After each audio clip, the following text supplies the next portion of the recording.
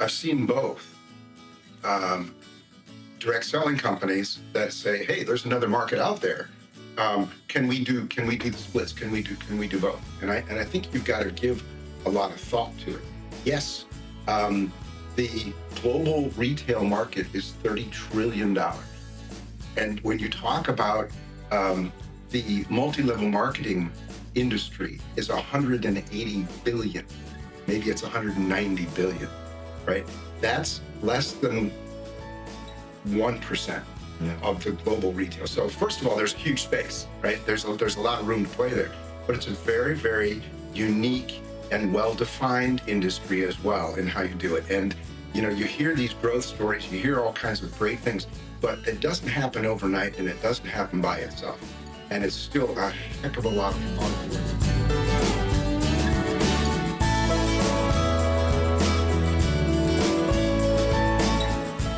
Well, today I'm sitting here with Mark Beiderwieden, an amazing person, and something that I truly love about the internet and about things like YouTube is that you out there who are sharing this with us, the chances of you ever getting to sit down with a man like this are almost impossible.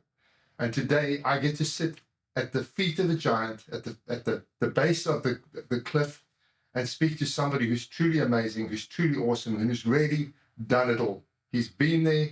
He's got the t-shirt. As a matter of fact, he invented the t-shirt. And today I have the privilege, the pleasure, the honor of speaking to Mark. Mark, thank you so much for joining me. Mr. Richard, I'm flattered and not worthy of the very kind introduction. Thank you. So I think let's just kick off. Just give me a bit of your background. I mean, you've got an unbelievable history and pedigree.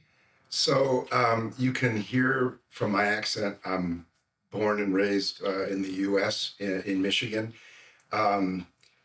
Went to Germany with a government exchange program back in 1985 and literally never came back. So I've lived and worked outside the United States my entire life after university studies in Michigan. Started in direct selling in '87 with a classic direct selling company selling wine, doing wine tastings in people's homes. And that's where I kind of got the bug, right? And I was so fortunate after the fact to realize that my boss and amazing mentor back then, Bant, he sent me out to do the wine tastings in people's homes and doing them at conventions and doing wine tastings in hotels. So basically learn the ropes. And that's where I kind of got my passion for the business, but also for the basics of the business that helped me through, the next 30 years, literally. I was with the Piroth Wine Company for 5.5 years and then got a phone call from a headhunter to join an American multi-level marketing company based out of Michigan, where I happened to grow up, called Amway. And so I literally joined Amway in Germany as a national sales manager. And that was back in 1993. My then girlfriend, fiance, and we went from middle Germany, packed our bags, went down to Munich, and started on a new path. It was a big decision for me because I was really, really enjoying the wine business, wine direct selling. What's not to enjoy? Right, it was great. And it was like, do I leave wine to go to soap and household products? I mean, literally, right? And obviously that was not the entire portfolio, but it's funny thinking anyway. So we took the challenge and went, and that started a 27-year path together with Amway, where I was very, very fortunate again to have the right boss and mentor and peer group to learn from, and became the general manager of Germany, and then picked up the Germanic speaking countries, and then Western Europe. We started opening markets. I took over all of Europe. We opened up a number of markets in the East, including the Ukraine and Russia and things like that.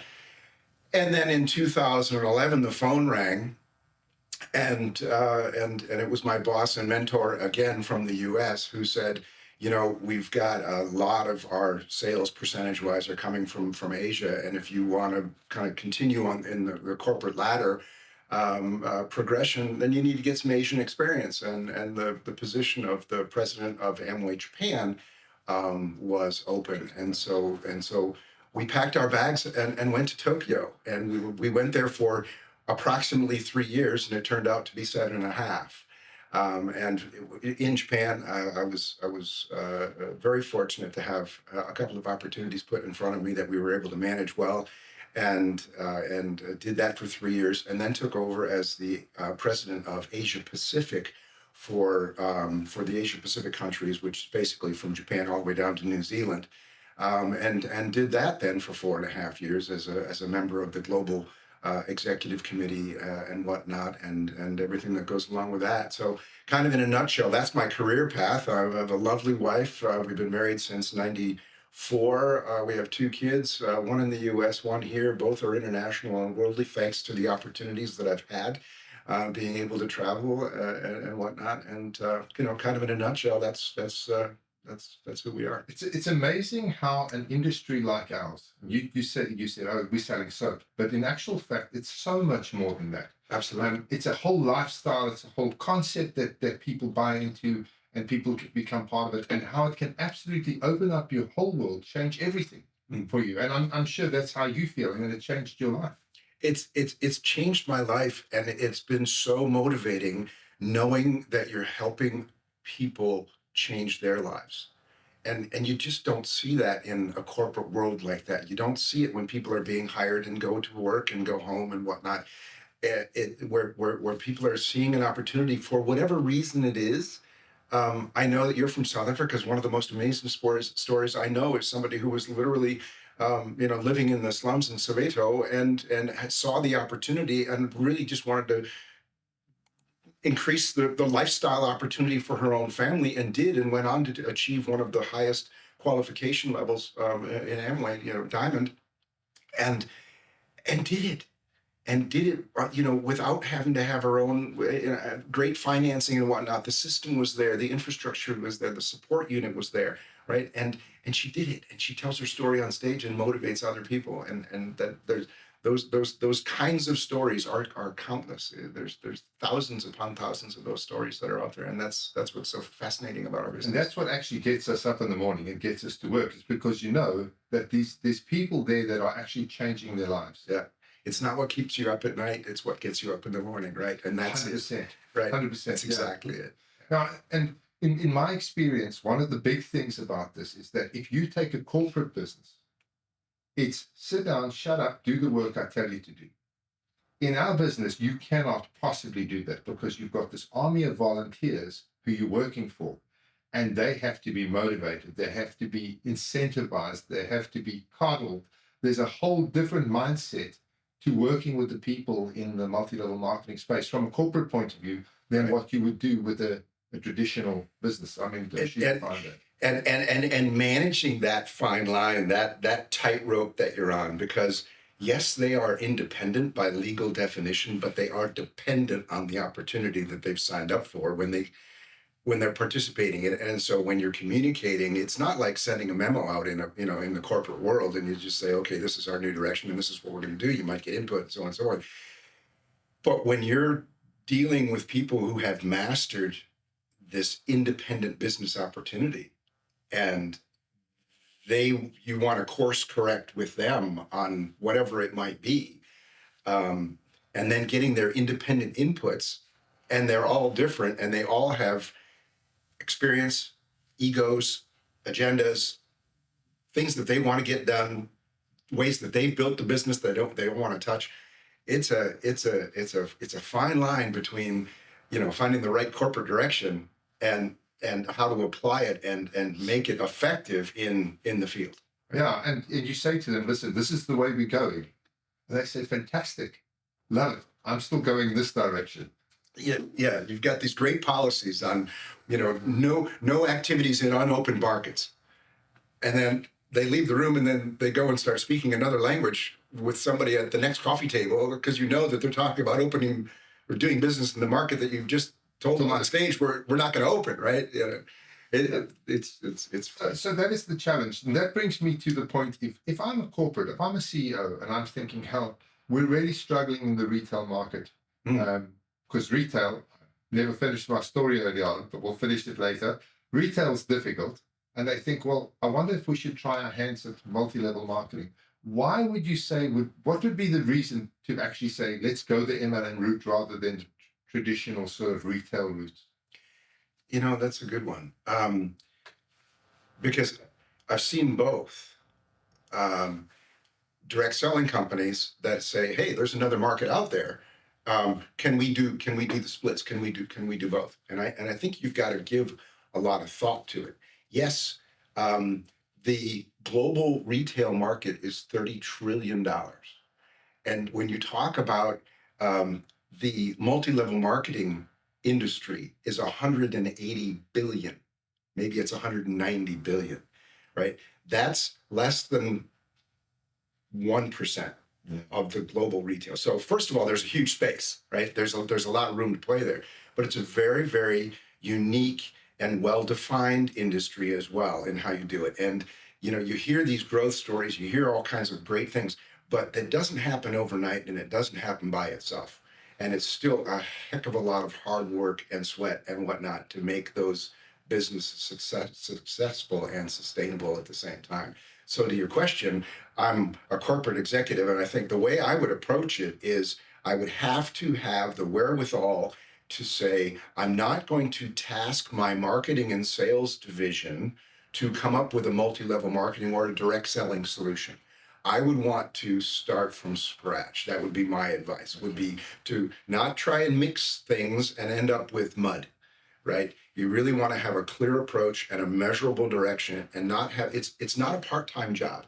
It's not something that the head of marketing could do on the side with a couple of people who are helping him. You've got to have complete focus and complete dedication of people who are ready to burn the candle at all three ends and get the job done. Exactly, right? And get it done. And that's what we've seen. I've seen it not only from my corporate experience and working in the field. I've never worked in a corporate role. I've always been in the field, in the trenches. But since leaving Amway in 2019, we've started our own company with a number of our of partners. All of us are direct selling veterans of experience in many years in many markets in different divisions and functions and so on. And since then, we've seen this dynamic also happen. We've had these conversations with executives about how to start and how to pivot. And can I move from this classical business that I'm already successful in? And can I start? Because I've heard about this. I've been to meetings. I've seen the excitement. I think I want to be part of this. I think I can make this happen with my company as well, with my thing. And it's a long conversation. It's a long conversation to ground everybody in the realities of what needs to get done to be successful, and not just think that taking a couple people from my A team and saying, can you do this on the weekends? It ain't going to cut it. Yeah. And we've had conversations with companies out there, both of us, the same company, where they've been doing this on the side. They've tried to create a little side hustle. They don't want to put their resources into it. They don't want to put the money into it. And the problem is that a side hustle doesn't work. And then 6 months down the road, it's not working. They say, well, why isn't it working? This doesn't work. But it's in actual fact, you've actually got to have a comprehensive plan on this thing. It's not something you can do on the side. To your example, and if there are people who are listening to this who are having this thought process right now, you've got to be diligent. You've got to think through the baby steps. The person or the company that we're thinking about together wanted to do a kickoff meeting and said, I've got 200 or 300 people that I'm going to invite. And I started on the video call to ask and say, well, what's the agenda for your meeting? He wanted it in 2 weeks' time. I said, what's your agenda look like? Have you thought about it? How are you going to present? How are you going to motivate the people? How are you going to show them the compliment? None of it was prepared. None of it was prepared. And the conversation literally ended because he was so overwhelmed at the truth that the conversation stopped.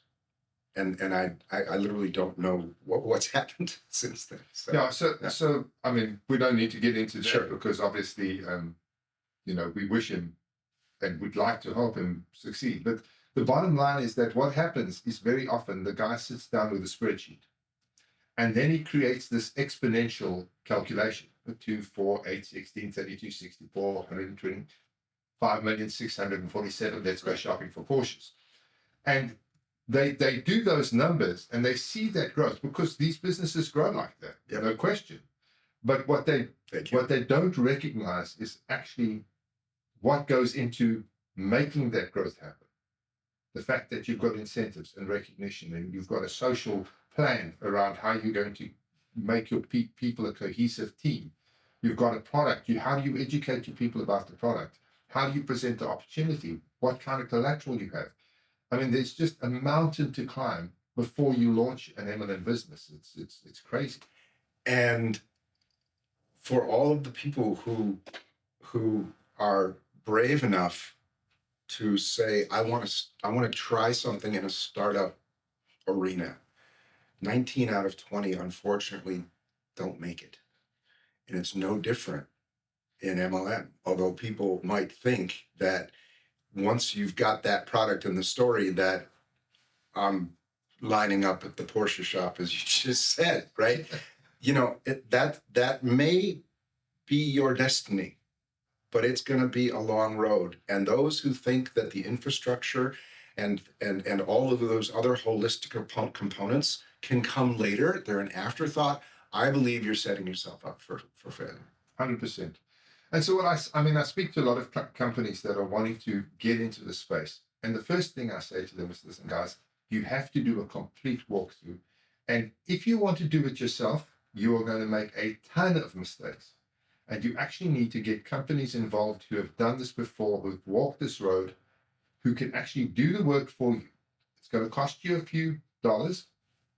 No question. You've got to have some capital behind you. But the end game, the chances of you succeeding go up exponentially as well. Right. I would even go, Richard, I would go a step further. And we're in position, thank goodness, with our company, DiSSECT, which is Direct Selling Executive Consulting Team. That's the acronym. Okay, that's where it came from. I don't know where, but DiSSECT is like to figure things out, go in and explore and so on and so forth. And I encourage people that we talk with about these topics, bring in others, not just us, because our perspective is full of experience, but it's our perspective. And if you really want to get as holistic and thought through and filtered as possible, then get a few others and put us around the table. Let's put on a workshop with a couple of different people. We'll do it pro bono. But seriously, we'll do a workshop together with you because we love that conversation. And we know that if we're good at what we do, then we're going to participate in the project in the future. And if not, then we just had fun doing a workshop. Well, that's actually, while we're on the subject, you mentioned the name of the company. Let's just get all of that out immediately. Sure. How do they contact you? Email? Yeah. Mark B at dissect.info, dissect with 2 S's, right? And your URL? Is dissect.info. Okay. So simple. It's that simple. And obviously people can reach out to you, and while we're on the subject as well, contact me through you. Either way. 100%. Yeah. And so the idea is what you do is you go into these companies and you would do a workshop with them. You'd find out what they're trying to do. You give them some high-level advice, get them to a point where they're actually ready to make something happen. Yeah. And then you would drop the hammer on this little third. Yeah. So we really see we are not the corporate strategists, right? Every one of our partners that we've worked together with, depending on the project, they are all from direct selling and they're from all different functions. And we consider ourselves to be accelerators. Whatever it is that you're trying to get done, we'll come in without you having to hire FTEs that you're then having to take care of for whatever amount of time. We'll help you get that done, get it done the right way, do it in collaboration as a team member, and then we move on. And you're happy and you've got the job done and you don't have to set things up. Whether that's a new market or whether it's getting your rules in place in other markets, whether it's a startup work, you name any part of the business. We've transferred warehouses for direct selling companies. We've opened up people's internet business from Hong Kong into China, whatever it is, because our network of executives, literally, we are very focused in Europe, but we're very, very strong in the US, and we're also strong in Asia as well. And it's one stop. And if we don't have the right contact for you, I know that I can pass you information along to the right person that would. And what are your skills? I mean, you've been involved in building new regions. You've been involved in taking companies like Amway from a point where they were to accelerating their sales, to building their teams.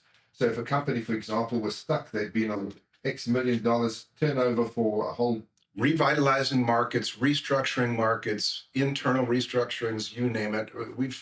I mean, we say with pride that there's really not an issue in direct selling that exists that we haven't been confronted with sometime in the past. And so if we made the mistakes, then let us explain to you why we made those mistakes in the past so you don't have to make them. Yeah, exactly. Right. And just shortcut all of the problems. Yeah. Take you from zero to hero quickly because you've done it all before. We have. Yeah. Okay, getting back to our topic, which is why should a CEO choose multi-level marketing as a route to market? What are the good points of this? I start on the emotional side. The emotional side is that as the business is kicking off, you're building relationships with a field force that is so driven and dedicated and so fantastic, and that once the business is running, that dealing with the issues that are coming out of multi-level marketing with these amazing field representatives is one of the most fulfilling things that you can imagine. And everything about it, whether it's the challenges that of dealing with or whatever, but that part of it, strictly from a business, from a P&L standpoint, if you've got a good story, and you've got a product where the pricing points can fit, and you can make the model work, and you have the right target group for your product, there's no faster way to go to a marketplace with less startup costs. Yeah. You don't have to get into big advertising schemes and whatnot, whether they're regional or national or wherever you are, because your advertising is being done by the people who are excited about selling your products, and that's, you just look at it and it works. And your costs are variable. Very, very, very. Right. Which is exactly what you want in a new startup. Your commission based are only based on sales. There's no money paid out in multi-level marketing unless there's a sale that's happened, and so no sales, no commission. So that's very manageable, right? That's real good. And as you're starting out, we mentioned, maybe it was 10 minutes ago, about building that team, getting that right number of people, but it doesn't have to be a lot of people. To get things going. I mean, you literally can start a business with a few very, very dedicated and maybe compartmentalized in their tasks, right? So you make sure that there's a division of everybody knows exactly what it is that they're responsible for. But that works. And having somebody who's owning the back office and having somebody who owns the field, that's a good start. And it can be enough, right, if you're dedicated enough. And you literally can start this in your bedroom. You can have it because the software is all on the internet now. It's all out there. It's not the old days where you had to have a client server type computer arrangement and an army of IT people. Right. Now the software is on the internet. And this is an interesting point, because what can't be underestimated, if you're going all in, and it is all out there, but all the interfaces and everything that belongs to it still have to be done by somebody. It can be plug and play at the very basic levels, and I've seen that. But you've got to be set up with your payment processes. Those softwares are out there, but they're not connected to whoever you are locally. Your warehouse has to have a connection. Your local distribution companies that you want to work with, they want to have an interface. The banks, your accounting, your financing, maybe your tax advisors, whatever, all these people want to have access. And so those software packages are there, but you can't underestimate what the interfaces are and how long it can take to get those things plugged in as well. And then if you're thinking long-term, if you're working in a space like here in Europe, okay, let's start in Germany. But we believe that with the open borders and whatnot, we want to be going to Italy pretty quick or whatever. And so that multi-language capability and so on, and you can talk multi-currencies as well, which isn't the euro, but there is with the Swiss franc. As soon as some people start to go across those borders and whatnot, those things happen and quickly. And so I as readily available the software is out there, don't underestimate the colossal amount of time and attention to detail that goes into making it right, because you really don't want to launch with your social media aspects and all those things that you're talking about, pushing out to your contact lists and saying, I've got this great opportunity and stuff. You don't want to do that if the bugs haven't really been taken care of. We often talk to our clients to say to them, listen, we need to do a pre-launch. And what a pre-launch is you're going to find 5 of your mates, and we're going to do this on a very, very low-key basis. We're going to test everything in the system. We're going to make sure that orders go through. We're going to make sure that we can register people. We're going to make sure that the payment lands up in our bank account. And at the end of the month that we can pay our commissions, and all of the fundamentals are working. Because it's exactly what you say. You drop the hammer, and now suddenly the payment gateway is not working. You've got a real problem. Right. I say tongue in cheek because I've made the mistake myself. But having a launch date drive your process and your project planning it's going to make your stress levels go way up. And it should be vice versa. It should be make sure that some kind of field pressure testing has taken place and understand what those bugs look like. And so you could talk soft launch with people and you can talk general dates, but saying in May you're starting on the 1st of September, that's problematic. Might damage your credibility come September if you want to stick with it. Yeah. Now you have to differentiate with that example. Are you starting a new business or are you opening a new market? Okay. Yeah, there's a difference there. I mean, there's a huge difference. In a new business, you can do that. But if you're going into a new market, now you're going off the back of all of this pent up energy within the network. You've got 30,000 people sitting in Germany. They find out that you're launching in wherever, and there's this momentum that is just building there. The moment you mention the word pre-launch, I mean, it's a free-for-all. Everybody's going for it. Yeah. Yeah. But I mean, going back to, we sort of drifted off the topic here. Yeah. It's a CEO sitting here, he's thinking, why on earth should I get in? At the moment, all we've done is told him why I shouldn't get in.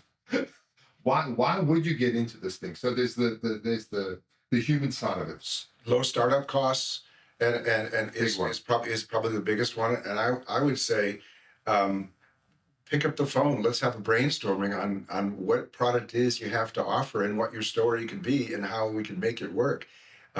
It's an amazing business opportunity with huge growth potential, with very, very manageable and calculable cost structures to it. Yeah. And you can do things with a small budget, and you can do things with a bigger budget. It's a unique industry, but it needs thought, but it can be extremely successful. And there's dozens, if not hundreds, of companies that start new across Europe and the Americas literally every year, and there's a reason for it. Yeah, and it's easy to get into, because literally once you've got your systems in place and you've got your training, because systems and training, huge part of it. Yeah. Once that plan is in place, it's not like when you go to a retail store. Now they want $500,000 to list you. Then they want some money to be on shelf space at eye level. And then you've got to put $10 million worth of stock into their stores. And you go into Walmart and it's now spread all over and then you're at risk, because if it doesn't work, they want you to uplift all your stock. Right. Whereas if you're in this space, you can actually do a small run. If you've got fast turnarounds, you can do a small run. You can get a small amount. You can test the market. Okay. And then you can build up your stock as things are going. You don't actually have to go in there with huge budgets. You can really grow this thing from a small base and build it up. Literally, if the things that I mentioned, maybe in too much detail about the software and the interface, if that scares you, you don't have to go there yet. I mean, you literally could start. If you have some product quantities and you have an idea and you've literally penciled out how you think the compensation plan can work, to start out with your first couple of levels. Doesn't have to go deep yet. You can start with something very, very simple and basic, and you literally can do it at an incredibly low cost. Yeah. And because that's the way many of these companies started back, when they did. It's a prime example. Exactly. I mean, literally the bonus calculations used to be done on the, this huge piece of paper on the, on pencil. Abacus. Exactly. Figure it out. Yeah. Yeah. Yeah. As a matter of fact, Rich DeVos said that he's one of the founding fathers of Amway, said that one of the biggest reasons for the exponential growth of the company through the 60s and 70s was the computer, and being able to actually program how to do the calculations so you can pay the bonuses on time. As you can scale, yeah. Mhm. Yeah. Because it's a nightmare. If you don't have systems, it's very difficult. Yeah. Which today, 50 years later goes without saying, but but back in the day, you did it. Yeah. It wasn't that long ago that they were still being done that. Well, I think that the first sort of PCs and things were only coming to the market in the 80s. Yeah. I remember sort of early 80s we were getting the ZX Spectrums. And let's not date ourselves too much, right? We used to, the fax paper rolling on the floor and whatnot. Exactly. And so those are some of the reasons. But another one of the reasons for me, it's not just the human side of it. It is the fact that you can actually change lives. As for me, as AI is coming into play, and as job displacement is going to come into play, I see the multi-level marketing space as an area where people are going to find a home.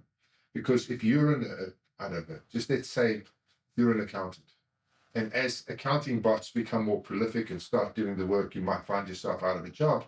This is a place where you could come and start a business and create a business for yourself, but not by yourself. And for me, the company carries all the risk. The company has the warehouse, they have the software, they have all of that kind of stuff. And this human being can come along and they can leverage their time and the company's systems to build themselves a business. Right.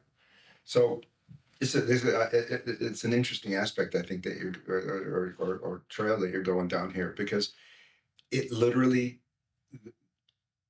what I do is determined by my own personal goal. And if my goal is I need $100 a month, then I know what I need to do and sell in order to get $100 a month. And if my goal is bigger than that, then I do the work accordingly, right? I hate to say this, but it's a numbers game. And I learned this back when I was fortunate enough to be out in the field with the wine company, because I knew that if I made 10 phone calls, I got 4 appointments. And when I had 10 appointments, I got 4 sales. And that's a numbers game. And today I know that contacts and whatnot are being generated in different ways, but it doesn't change the model. Doesn't change the numbers either. Okay, right? And that's the important part. And so you have to understand, especially setting things up, how important that one sale really was, what it meant, because in order to get that one sale, I probably made 60 or 70 phone calls from the start. Yes. Or had those contacts in today's world, and so on and so forth. And that's where I come to my passion about customer service, because of all of those things and what it means, that one sale, what it means to Mary or Joe in the field, it's achieving their goal, and we just messed it up because a product wasn't available, or a delivery wasn't executed on time, or something screwed up, or the bonus wasn't paid on time. All of those things are essential to them being motivated about the business. Although for us, it's just one sale on the spreadsheet, to them, it's 100% of their sales. It's something that, right? Something that means everything to them. And that's what it is because whether I need $100 or euro or rand or whatever it is, or whether I'm setting my sights on being completely independent, and I'm going to support myself or even my family through my business activities, it's there, and it's achievable, and it's achievable today with different support mechanisms. But the basics of training and product information and so on, those things are essential no matter what. And I think that's one of the most fascinating aspects about this, is because people come into the business for different reasons, and many literally join because they just want to be part of a community and it's fun. Right, the whole social side of it. Then they learn as wow, I can do this too, and I can sell this whatever as well, and I get to like a particular niche of a product offering, and it's fun, and I have my successes, and all of a sudden I'm standing on stage being recognized. Yeah. And I never knew that I could be on stage ever. And I didn't know that I had public speaking skills, or I didn't know how much fun it was to help other people be successful. I didn't know any of these things, but I just joined because my neighbor said, "Hey, would you want to come along? There's a really cool. We're doing something this weekend, and then you might learn something. And there's a leader on stage who's really motivating and things like that." You just don't Come along, you get involved, and off right. you go. Yeah. And so, from the CEO point of view, the company point of view, they have to understand that those are all the drivers within the field. Right. That these are the things that they have to just touch base with. They can't go at it from a point of view, hey, sit down, shut up. Because I mean, I've been in a boardroom where the head of the company has used some pretty foul language and referred to their network as a bunch of lazy. But you know for a fact that that guy has never, ever been in the field himself. He's never sat opposite Mr. and Mrs. Smith, pitching the product to them. He's never done the hard yards. He's just sitting there in his ivory tower, not understanding what's going on. So one of the things I do say to my guys is I say, this is a take the boss to work day. You should get out into the field and you should go and do this job yourself so that you have a real understanding of what it's like to be in the field. Yeah. And you've done this. I mean, you've done it personally. I have. And since leaving Amway and together with DiSSECT, we were intimately helping a startup company in Germany get going. And we supported the activities of building the field as well. And I had to reflect then at how much I always had this admiration and respect for the leaders that were in the field of multi-million dollar, billion-dollar company, right?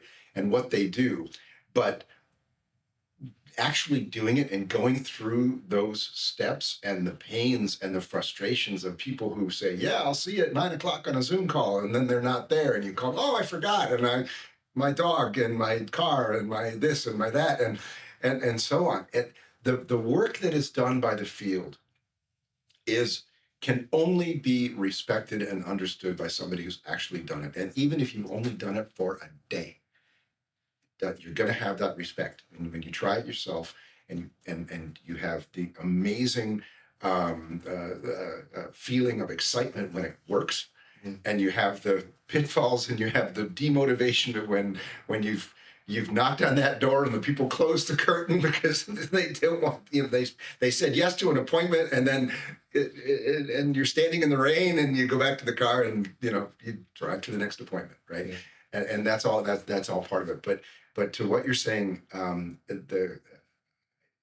I can't fault corporate ignorance in having meetings like that. If you've always been a corporate guy, or if you've only been in a corporate position in MLM, but you've come from normal retail and coming into this, and to not know what these people do, I can't fault you for that. All I can do is encourage you to go out and find a way to see what those experiences are, because just saying build a new leg and you're fine, we put in a new incentive, all you have to do is build 3 new legs. Wow. Yeah. It's tough. It's hard work. It doesn't happen by itself. But it's amazing work, and it's great work, and it's super motivating. So. Yeah. So look, let's just recap. So we're going to get into MLM because it's inexpensive to start an MLM business. It's one of the fastest ways to penetrate an area. There's absolutely nothing like it that I've ever seen. You can open new regions and new countries on the back of whatever you've done in one country. You've got 30,000 people in Germany. You say, we're launching in France. There's 30,000 people who between them will know 30,000 people in France. You can explode your business internationally. Yep. The margins are there because you don't have the retail companies grinding you for margin. You control the entire value chain. Yep. It's a cash up front business. You're not waiting 30, 60, 90 days for your money. Cash up front business. Yeah. So the money's in the bank before the product goes out. Your entire staff is independent distributors who don't earn a salary. So you could have 10,000, 20,000, 30,000 salespeople working for you who are all on a variable cost. In other words, they're earning a portion of the profits, or not the portion of the profit, the portion of the turnover, right, based on how much they do. Right. So there's a lot of key reasons why a person would actually choose multi-level marketing. Because if you take the other side of the coin, I want to market my product through the big retailers. They're paying you 30, 60, 90 days. They're squeezing you for margins. You're contributing towards their advertising campaign. You have to have massive stock that's going into their places. You need to make sure that your suppliers are prepared to give you lines of credit. You're at risk because that you're selling through them. You're not selling to them. They don't own that stock. You own that stock. All your If they don't sell it, all your salaried employees are all. you've got to have an army of people to manage all of that. So if you compare the two businesses, it seems to me MLM is the place to go. I mean, if I was out there starting a business tomorrow, I'm with you. I'm with you, and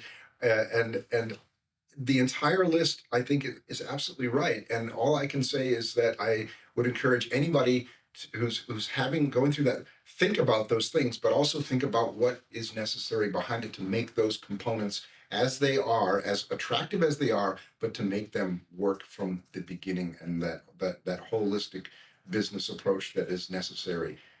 So and that that's you where are you come in. successful. Okay, that's Where you guys come in. right.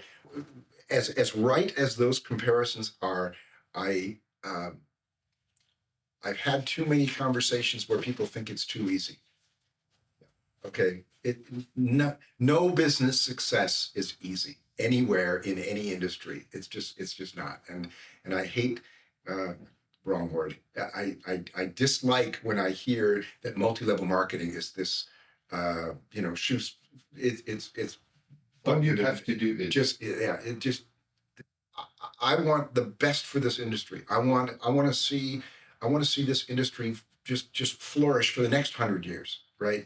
And with some of the plans that you've seen out there, there's got to be an adaptation. There has to be changes in our industry that take young people's desires into consideration. Get rich quick kind of things, and people with their fancy cars and watches and pictures of their houses and boats and things like that. That doesn't excite a lot of young people today, right? They're looking for something different. They're looking for more community. They're looking for belonging, right? They're looking for income, right? And maybe it's through social media and social selling and all these kinds of things. A huge marketplace. Our children, right, are wonderful for this industry, but they want realistic. Yeah. Well, look, Mark, I think that's in terms of this first segment on why people should get into multi-level marketing. I think that was pretty good. What do you say? Good start. Yeah. It's fun. I look forward to section 2. Yeah. Anyway, so thank you very much for that. Awesome. Excellent. Okay.